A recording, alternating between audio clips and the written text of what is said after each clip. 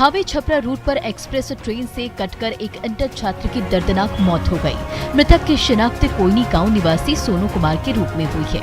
वो खेत से घर लौट रहा था, कान में ईयरफोन लगाकर रेलवे ट्रैक से गुजर रहा था। तभी उसी ट्रैक पर हॉर्न बजाती ट्रेन गुजर रही थी, लेकिन ईयरफोन की वजह से ये युवक ट्रेन की आवाज नहीं सुन सका। इस घटना से पूरे गाँव में कोहराम मच गया। नाराज परिजन हंगामा मचाने लगे। थावे जीआरपी के जवानों ने हालात को संभाला और शव को पोस्टमार्टम के लिए भेज दिया। हेडफोन लगाया था कान में, ऐसी से तो ट्रेन उधर से आया, कुहासा का समय था और एक्सीडेंट हो गया। उसको अंदाजा नहीं मिला कि भाई ट्रेन पास कर रहा है बगल से। गोपालगंज के होनहार इंटर स्टूडेंट सोनू कुमार की परीक्षा 1 फरवरी से शुरू होने वाली थी, लेकिन ईयरफोन ने उसकी जान ले ली। इस हादसे ने गोपालगंज के ग्रामीणों को हिलाकर रख दिया है।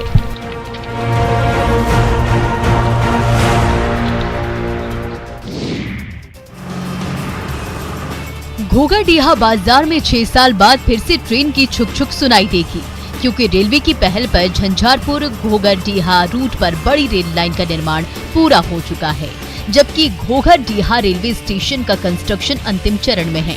रेलवे के कर्मचारी दिन रात काम में जुटे हुए हैं। रेलवे स्टेशन को अंतिम रूप दिया जा रहा है। जल्द ही इस रूट पर ट्रेनों की रफ्तार तेज हो जाएगी, तो घोघरडीहा के ग्रामीण ट्रेन पर सवार होकर जल्द ही अपनी मंजिल तक पहुँच सकेंगे। करीब 1 दशक पहले तक घोघरडीहा मार्केट कोसी इलाके का मुख्य बाजार हुआ करता था, लेकिन रेल यातायात की सुविधा नहीं होने के चलते घोघरडीहा के विकास पर ब्रेक लग गया था। अब जबकि घोघरडीहा झंझारपुर रूट पर जल्द ही पैसेंजर और एक्सप्रेस ट्रेनें दौड़ने लगेंगी, तो एक बार फिर से घोघरडीहा विकास के रास्ते पर आगे बढ़ सकेगा।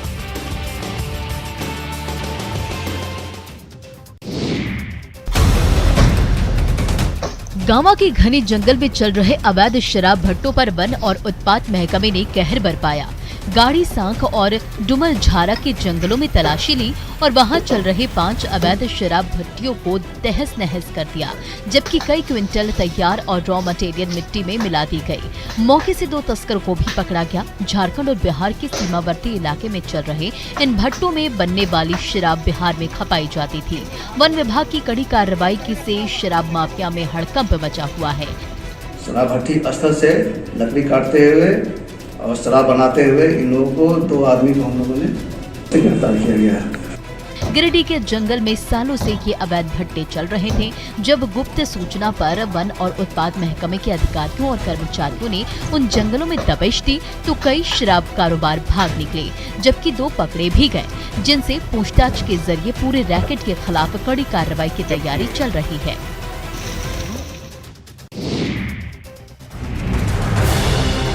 शॉर्ट सर्किट से लगी आग ने सोना गांव के 3 परिवारों को बर्बाद कर दिया।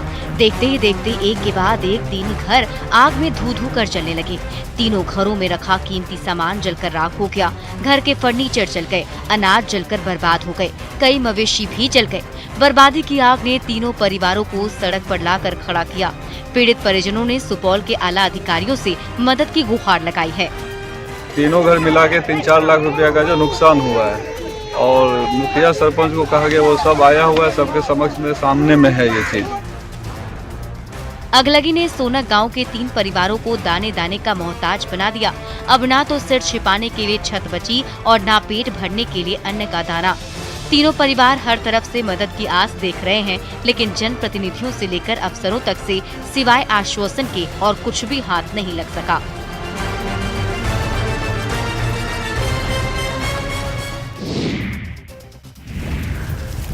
अनगढ़ा का गेतल सूद डैम सिर्फ रांची वासियों की प्यास नहीं बुझाता, बल्कि अनगढ़ा के 70 से ज्यादा परिवारों को रोजी रोटी भी देता है।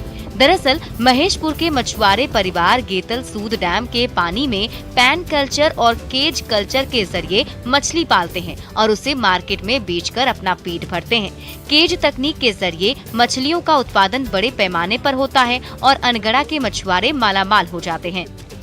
लड़का सब का काम है कि भाई मछली मारना, पालना, और लेडीज लोग का काम होता है कि मछली को यहाँ से लेके सेल आउट करना बाजार पे। डैम के बीचों बीच बने केज कल्चर में बड़े पैमाने पर मछलियां पलती हैं, जिसकी देखरेख महेशपुर मत्स्यजीवी सहयोग समिति के सदस्य करते हैं। और जब ये केज कल्चर में पल रही मछलियां बड़ी हो जाती हैं, तो उन्हें पकड़कर मार्केट में बेचा जाता है। साल में इस कल्चर के जरिए एक बार मछली निकालने से करीब 50 से 60 लाख की आमदनी मछुआरों को होती है।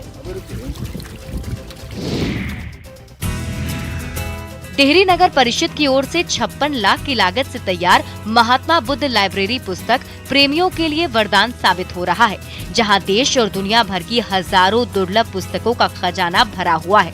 इस लाइब्रेरी का संचालन पूरी तरह से टिहरी की महिलाएं ही करती हैं। स्मार्ट कार्ड के जरिए प्रवेश की अनुमति मिलती है, तो आउटर ऑक्यूपेंसी डिस्प्ले के जरिए सीट नंबर अलॉट होता है। लाइब्रेरी के अंदर जाते ही सुखद अनुभूति का एहसास होता है। लगभग इसमें 29 सीट है, जिसमें सीनियर सिटीजन के लिए एक खास आरामदायक सोफा रखा गया हुआ है। टिहरी नगर परिषद की पहल पर चल रही ये हाईटेक लाइब्रेरी टिहरी और डालमिया नगर ही नहीं, रोहतास की शान बनती जा रही है। यहाँ सजी किताबें तो लुभाती ही हैं, लाइब्रेरी का शांत वातावरण भी पढ़ने के लिए प्रेरित करता है। यहाँ आकर आप भी किताबों की दुनिया में खो जाएंगे।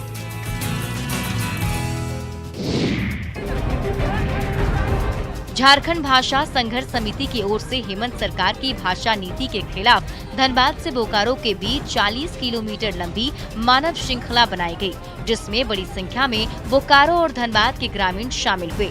साथ ही धनबाद और बोकारो जिलों में क्षेत्रीय भाषाओं की सूची में भोजपुरी और मगही को शामिल करने का जोरदार विरोध किया गया और 1932 का खतियान लागू करने की मांग की गई। झारखंडी भाषा संघर्ष समिति के सदस्यों ने हेमंत सरकार के खिलाफ नारेबाजी की और इन फैसलों को वापस लेने की मांग कर डाली। बोकारो धनबाद में क्षेत्रीय भाषा के रूप में मगही, भोजपुरी और अंगिका को जो शामिल किया गया है, उसके खिलाफ में ये मानव श्रृंखला है। हेमंत सरकार की भाषा नीति को लेकर एक बार फिर बोकारो से लेकर धनबाद में विवाद गहराता जा रहा है। स्थानीय निवासी जहां भोजपुरी और मगही जैसी भाषाओं का विरोध कर रहे हैं, तो हेमंत सरकार पर वादा खिलाफी का आरोप भी लगा रहे हैं। कोरोना काल में स्कूलों में पढ़ाई लिखाई चौपट हुई, तो शेरपुर की प्राथमिक स्कूल के टीचर बच्चों को पढ़ाने के लिए उनके घर पहुंचने लगे, जिसे नाम दिया गया शिक्षक बच्चों के द्वार। इस अभियान के जरिए स्कूली बच्चों का ड्रॉप आउट रोकने के लिए शेरपुर के शिक्षक गांव-गांव घूमने लगे। हर मोहल्ले में बच्चों को इकट्ठा कर क्लास लगाई और उन्हें किताब कॉपी से जोड़े रखा। शिक्षकों का ये अभियान रंग लाया और शेरपुर के गाँव में बच्चों की पढ़ाई लिखाई जारी रही। आते हैं गांव में और बच्चों को टास्क दे देते हैं ताकि पढ़ाई का जो सिलसिला जारी रहे, उसको हम चाह रहे हैं कि बरकरार रहे और बच्चे पढ़ें। कोरोना की पहली और दूसरी लहर में गया के ज्यादातर स्कूल और कॉलेज बंद थे और वहां पढ़ने वाले स्कूली बच्चे अपने घरों में कैद थे। तीसरी लहर के झोंके में भी जब एक बार फिर से तमाम स्कूल बंद हो गए, तो घर बैठे स्कूली बच्चों को पढ़ाने के लिए स्कूल के टीचर ही उनके घर पहुँचने लगे।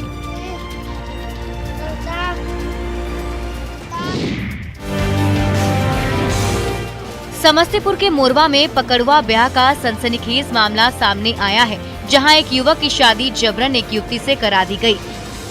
दलसिंह सराय का युवक विनोद कुमार अपनी बहन को लेकर उसके ससुराल मोरवा गया था, जहां उसके जीजा और कुछ ग्रामीणों ने उसे जबरन पकड़ लिया और खुदनेश्वर स्थान मंदिर ले गए। सिर पर पगड़ी पहनाई, पंडित जी ने पवित्र मंत्र पढ़े और दूल्हे राजा के ना नुकुर के बावजूद उसकी शादी गाँव की एक युवती से जबरन करवा दी गयी।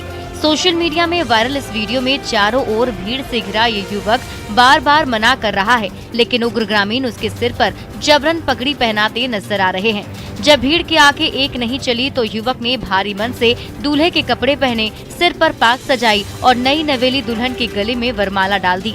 इस पकड़वा शादी के गवाह बने मोरवा के ग्रामीण। जबरन 7 जन्मों के बंधन में बंधा ये जोड़ा अब अपनी नई जिंदगी शुरू करने जा रहा है।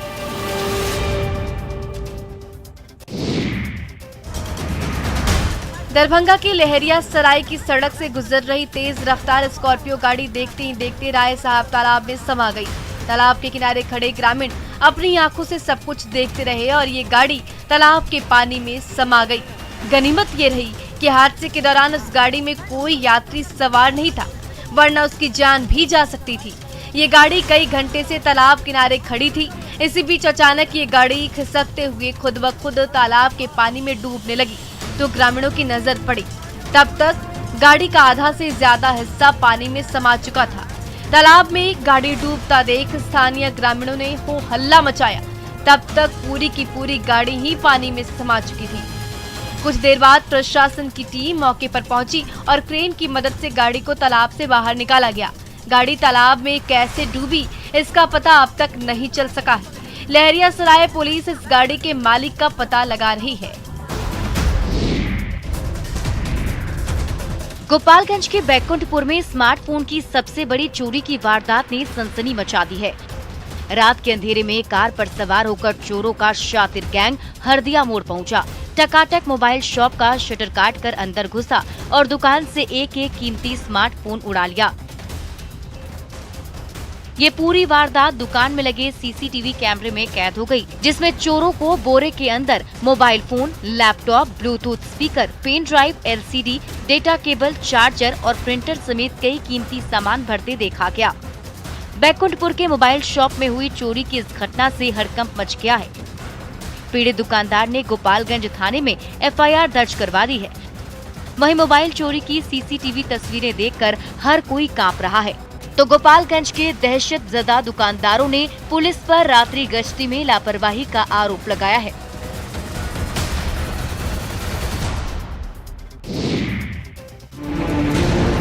कोढ़ा के सामुदायिक स्वास्थ्य केंद्र के गोदाम में बड़ी मात्रा में जीवन रक्षक दवाइयां एक्सपायर हो गई। इसकी तस्वीरें जैसे ही वायरल हुई, स्वास्थ्य महकमे में हड़कंप मच गया। एक ओर तो कोढ़ा के ग्रामीण एक एक दवा के लिए तरस रहे हैं, दूसरी ओर कोढ़ा के सामुदायिक स्वास्थ्य केंद्र के किसी कोने में पड़ी लाखों रुपए की दवाइयां बर्बाद हो गई। ये दवाइयां समय पर मरीजों तक पहुंचती तो कई अनमोल जिंदगियां बच सकती थी, लेकिन स्वास्थ्य महकमे की लापरवाही की वजह से ये टैबलेट और शीशियां जरूरतमंद मरीजों तक नहीं पहुंच सकी। जब मीडिया ने सवाल उठाया तो कोढ़ा सीएचसी के प्रभारी चिकित्सक जवाब देने से बचते नजर आए। कोढ़ा सीएचसी के कर्मचारियों और डॉक्टरों की लापरवाही की ये तस्वीरें हर किसी को हैरान कर रही है। जहां गोदाम के अंधेरे कमरे में सालों से पड़ी ये दवाइयां रखे रखे एक्सपायर हो गई। कोढ़ा के ग्रामीणों और जनप्रतिनिधियों ने दोषी डॉक्टर और कर्मचारियों के खिलाफ कड़ी कार्रवाई करने की मांग की है।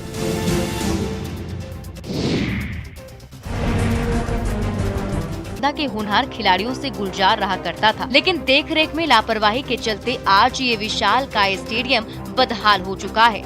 जहां हर तरफ घास उग गए हैं, जहां आवारा जानवर घूमते रहते हैं। ऐसे में सेना और पुलिस की भर्ती में तैयारी में जुटे नालंदा के युवकों को काफी परेशानी का सामना करना पड़ रहा है। जब परेशान युवकों ने खेल महकमे से गुहार लगाई तो विभाग ने खेलो इंडिया योजना के तहत दीपनगर के स्टेडियम की मरम्मत कराने का आश्वासन दिया। खेलो इंडिया योजना के तहत जल्द ही इस स्टेडियम में 10 लेन का सिंथेटिक ट्रैक बनाया जाएगा, तो दर्शकों के बैठने के लिए दर्शक दीर्घा के साथ साथ बाउंड्री वॉल भी खड़ी की जाएगी ताकि स्टेडियम की सुरक्षा हो सके। उम्मीद है जब लाखों रुपए खर्च करके इस स्टेडियम का कायाकल्प हो जाएगा तो फिर नालंदा के युवकों को अपनी तैयारी के लिए कहीं दूर भटकना नहीं पड़ेगा।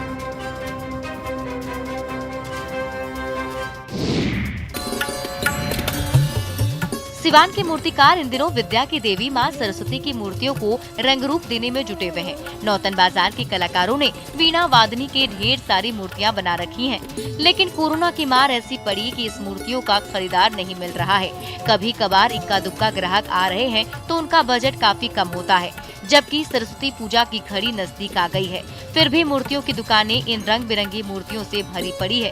परेशान मूर्तिकार हर दिन ग्राहक का इंतजार करते रहते हैं, लेकिन उनका इंतजार खत्म होने का नाम नहीं ले रहा है। सिवान के मूर्तिकार पिछले 2 सालों से कोरोना का कहर झेल रहे हैं। अब तो लगातार तीसरे साल तीसरी लहर ने उनकी रोजी रोटी पर संकट खड़ा कर दिया है। स्कूल और कॉलेज से लेकर तमाम शिक्षण संस्थानों पर ताले लटके हैं, छात्र अपने अपने घरों में कैद हैं और सरस्वती पूजा की रौनक फीकी पड़ गई है। तो हालात के मारे ये मूर्तिकार भी अन्न के एक एक दाने के लिए तरस रहे हैं।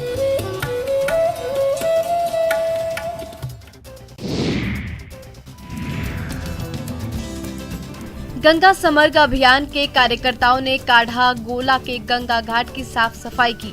हाथों में झाड़ू थामे कार्यकर्ता गंगा घाट के चप्पे चप्पे में घूमते रहे और चारों ओर फैली गंदगी झाड़ू से जमा करते रहे। सामाजिक कार्यकर्ताओं का ये अभियान कई घंटे तक लगातार चलता रहा, जिसमें काढ़ागोला के गंगा घाट के कोने कोने को साफ किया गया। साथ ही ग्रामीणों के बीच मास्क भी बांटा गया और उनसे गंगा घाट को साफ सुथरा रखने की अपील भी की गई, ताकि जब भी कोई सैलानी यहाँ कदम रखे तो गंगा घाट की सुंदरता देख मंत्रमुग्ध हो जाए। गंगा समग्र अभियान के कार्यकर्ताओं के कुछ घंटों की मेहनत से काढ़ागोला का गंगा घाट चकाचक हो गया और कोने कोने में फैली गंदगी का नामो निशान मिट गया। इस संस्था की ओर से हर सप्ताह गंगा घाट की साफ सफाई की जाती है, जिसकी बदौलत काढ़ागोला के गंगा घाट की सुंदरता आज तक बरकरार है।